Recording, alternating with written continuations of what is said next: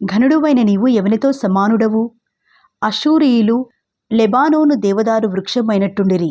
దాని కొమ్మలు శృంగారములు, దాని గుబురు విశాలము, దాని కొన బహు ఎత్తైనందున మేఘములకు అంటెను.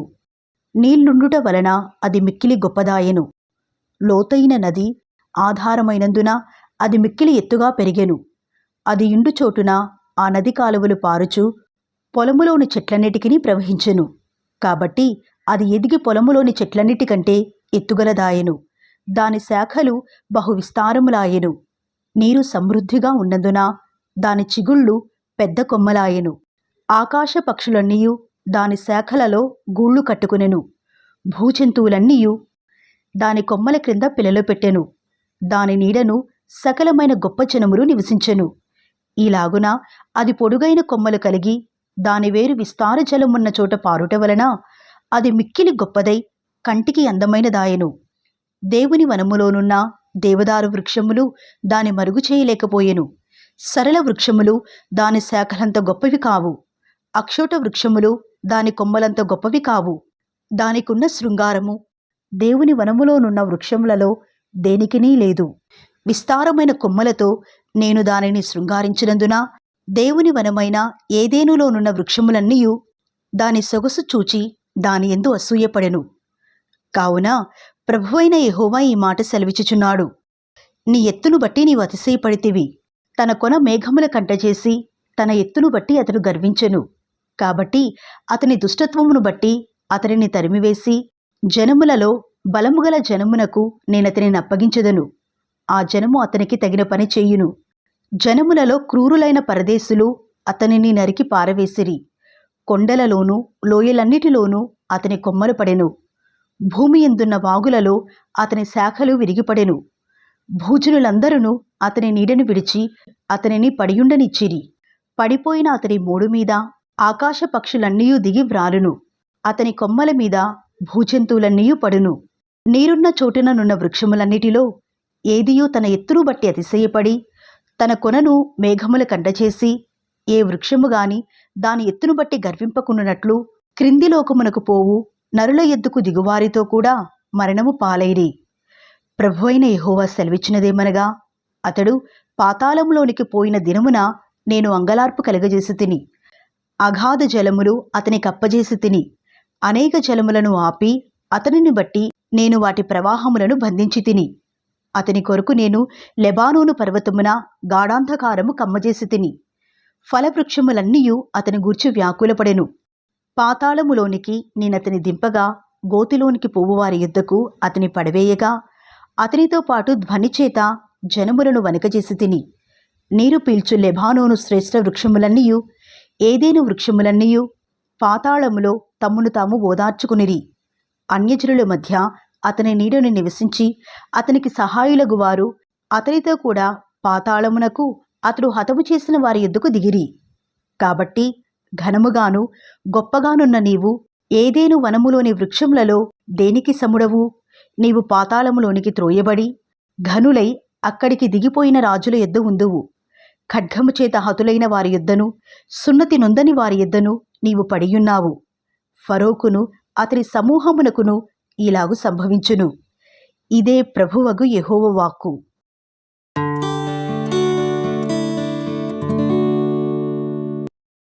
మరియు 12వ సంవత్సరము 12వ నెల మొదటి దినమున యెహోవా వాక్కు నాకు ప్రత్యక్షమై ఇలాగు సెలవిచ్చెను.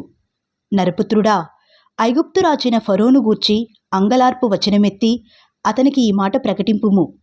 జనములలో కొదమ సింహము వంటి వాడవని నీవు ఎంచబడితివి. జలములలో మొసలి వంటి వాడవై నీ నదులలో రేగుచు నీ కాళ్లతో నీళ్లు కలియబెట్టితివి. వాటి వాగులను బురదగా చేసితివి. ప్రభువైన యెహోవా సెలవిచ్చినదేమనగా, గుంపులు గుంపులుగా జనములను సమకూర్చి నేను నా వలను నీ మీద వేయగా వారు నా వలలో చిక్కిన నిన్ను బయటికి లాగెదరు. నేను నిన్ను నేలపడవేసి తెరపనేల మీద పారవేసిదను. ఆకాశ పక్షులన్నీయు నీ మీద వ్రాలునట్లు చేసి నీ వలన భూజంతువులన్నిటినీ కడుపార తిననిచ్చెదను. నీ మాంసమును పర్వతముల మీద వేసెదను. లోయలన్నిటినీ నీ కళేభరములతో నింపెదను. మరియు భూమిని నీ రక్తధార చేత పర్వతముల వరకు నేను తడుపుదును. లోయలు నీతో నింపబడును. నేను నిన్ను ఆర్పివేసి ఆకాశమండలమును మరుగుచేసెదను, నక్షత్రములను చీకటి కమ్మచేసెదను, సూర్యుని మబ్బుచేత కప్పెదను, చంద్రుడు వెన్నెల కాయకపోవును. నిన్ను బట్టి ఆకాశమందు ప్రకాశించు జ్యోతులకన్నిటికిని అంధకారము కమ్మచేసెదను, నీ దేశము మీద గాఢాంధకారము వ్యాపింపజేసెదను. ఇదే ప్రభువగు యెహోవా వాక్కు. నీవు ఎరుగని దేశములలోనికి నేను నిన్ను వెళ్ళగొట్టి జనములలో నీకు సమూల ధ్వంసము కలుగచేసి బహుజనములకు కోపము పుట్టింతును. నా ఖడ్గమును నేను వారి మీద ఝుళిపించెదను. నిన్ను బట్టి చాలామంది జనులు కలవరించుదురు. వారి రాజులను నిన్ను బట్టి భీతులగుదురు. నీవు కూలు దినమున వారందరూ ఎడతెగక ప్రాణభయము చేత వణుకుదురు. ప్రభువైన యెహోవా సెలవిచ్చినదేమనగా, బబులోను రాజు ఖడ్గము నీ మీదికి వచ్చును. శూరుల ఖడ్గముల చేత నేను నీ సైన్యమును కూల్చెదను. వారందరూ జనములలో భయంకరులు. వారు ఐగుప్తీల గర్వము నణిచివేయగా దాని సైన్యమంతయు లయమగును. మరియు గొప్ప ప్రవాహముల దరినున్న పశువులనన్నిటినీ నేను లయపరచెదను. నరుని కాలైనను పశువు కాలైనను వాటిని కదిలింపక ఇండును. అప్పుడు నేను వాటి నీళ్లు తొనకకుండా చేసి తైలము పారునట్లు వారి నదులను పారజేసెదను. ఇదే ప్రభువగు యెహోవా వాక్కు. నేను ఐగుప్తు దేశమును పాడుచేసి అందులోని సమస్తమును నాశనము చేసి దాని నివాసులనందరినీ నిర్మూలము చేయగా నేను యెహోవానయ్యున్నానని వారు తెలుసుకుందురు. ఇది అంగలార్పు వచనము. వారు దానిని ఎత్తి పాడుదురు. అన్యజనుల కుమార్తెలు దానిని ఎత్తి పాడుదురు.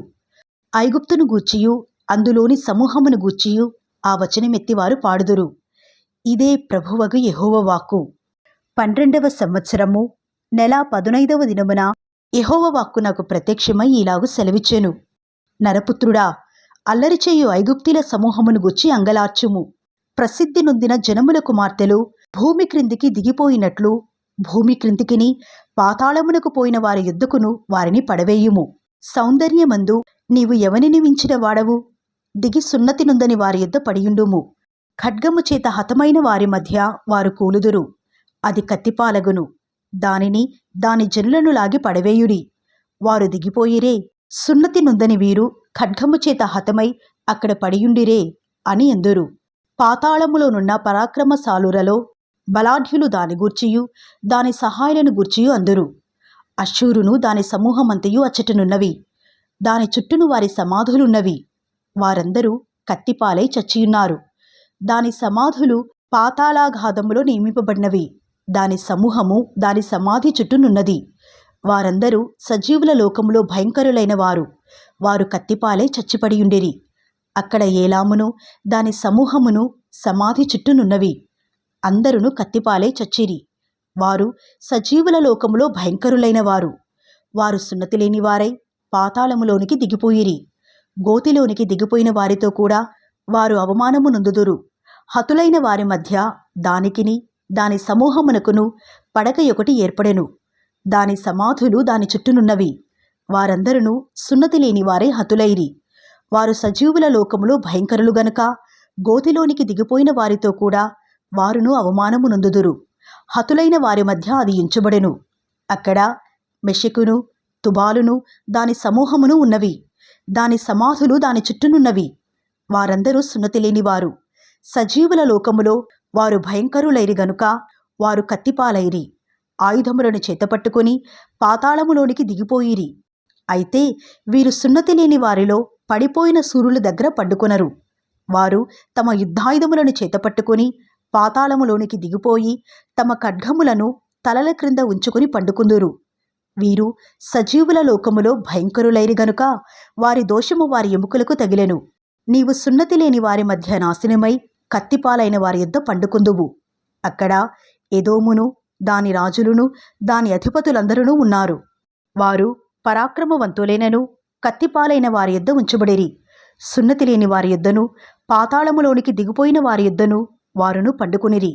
అక్కడ ఉత్తర దేశపు అధిపతులందరూ సీదోనీయులందరూ హతమైన వారితో దిగిపోయి ఉన్నారు. వారు పరాక్రమవంతులై భయము పుట్టించినను అవమానము నొందియున్నారు. సున్నతి లేని వారై కత్తిపాలైన వారి మధ్య పండుకునియున్నారు. గోతిలోనికి దిగిపోయిన వారితో పాటు వారును అవమానము నొందుదురు. కత్తిపాలైన ఫరోయు అతని వారందరూ వారిని చూచి తమ సమూహమంతటిని గూర్చి ఓదార్పు తెచ్చుకుందురు. ఇదే ప్రభువగు యెహోవా వాక్కు. సజీవుల లోకములో అతని చేత భయము పుట్టించితిని గనుక ఫరోయు అతని వారందరూ కత్తిపాలైన వారి యొద్ద సున్నతి లేని వారితో కూడా పండుకొందురు. ఇదే ప్రభువగు యెహోవా వాక్కు.